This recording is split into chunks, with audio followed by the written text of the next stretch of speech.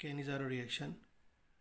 Cannizzaro reaction वो carbonyl compounds देते हैं जिनके पास अल्फ़ा हाइड्रोजन नहीं होती, और कैनिज़ारो रिएक्शन को डिस्प्रपोर्शनेशन रिएक्शन भी कहा जाता है क्योंकि इसमें एक मालिक्यूल ऑक्सीडाइज होता है और एक मालिक्यूल रिड्यूस हो जाता है। The carbonyl compounds having no alpha hydrogen give this reaction. This is also known as disproportionation reaction because one molecule is oxidized and other is reduced. For example, formaldehyde के दो molecule आपस में reaction कर रहे हैं in the presence of sodium hydroxide.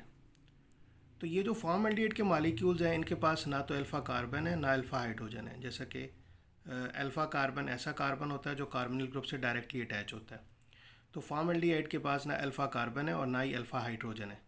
तो अगर formaldehyde के दो मालिक्यूल रिएक्शन करें in the presence of sodium hydroxide, formaldehyde का एक मालिक्यूल ऑक्सीडाइज होगा, sodium salt of formic acid sodium format बनेगा, और फॉर्मल्डिहाइड का एक मालिक्यूल रिड्यूस होगा, मिथाइल अल्कोहल बनेगी CH3OH।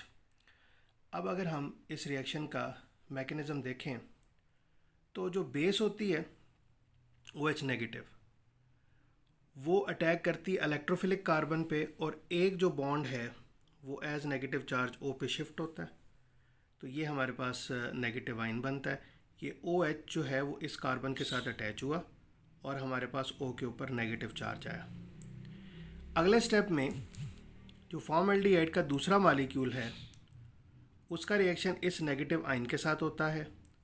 अब ये होगा कि एक हाइड्रोजन इस नेगेटिव आयन से वो आगे अटैच होगा इस कार्बन से, और ये covalent bond as negative charge O पे शिफ्ट होगा और ये नेगेटिव चार्ज जो है कोवेलेंट बॉन्ड बन जाएगा। अगर हम स्टेप वाइज देखें तो हमारे पास ये जो कार्बन है ये कार्बन है इस मालिक्यूल का, और इसके पास दो हाइड्रोजन पहले थे और एक हाइड्रोजन इस नेगेटिव आयन से आके इसके साथ अटैच हुआ और एक covalent bond as negative charge O पे शिफ्ट हुआ, ये मेथॉक्साइड आयन बना।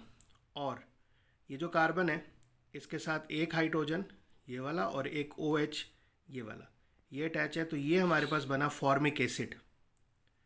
तो ये जो रीअरेंजमेंट हुई है इससे मेथॉक्साइड आयन बना है और फॉर्मिक एसिड बने।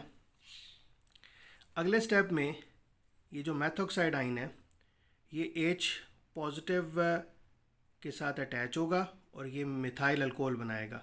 ये जो फॉर्मिक एसिड है इसका जो प्रोटॉन है वो इस ऑक्सीजन के नेगेटिव चार्ज को न्यूट्रलाइज करेगा, CH3OH बन जाएगा, मिथाइल अल्कोहल बन जाएगी और फॉर्मेट आयन बनेगा।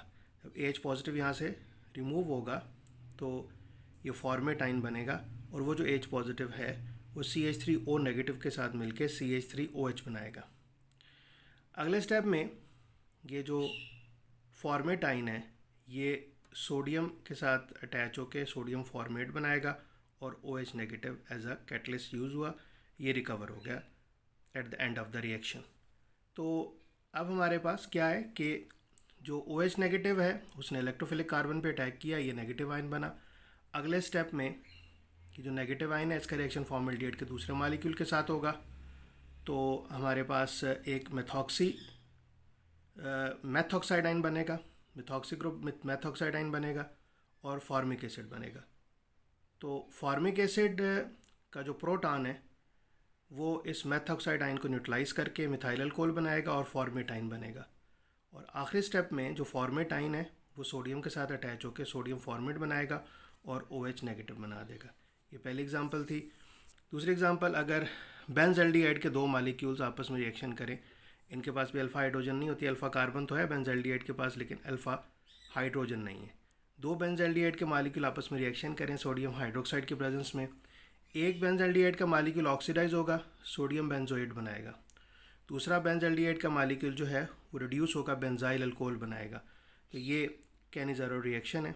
उसके बाद तीसरी एग्जांपल में अगर फॉर्मल्डिहाइड का रिएक्शन बेंजल्डिहाइड के साथ हो in the presence of sodium hydroxide, तो अब एक जो मालिक्यूल है फॉर्मल्डिहाइड का वो ऑक्सीडाइज होगा, सोडियम फॉर्मेट बनेगा, और बेंजल्डिहाइड जो है उसका मालिक्यूल रिड्यूस होगा, बेंजाइल अल्कोहल बनेगी।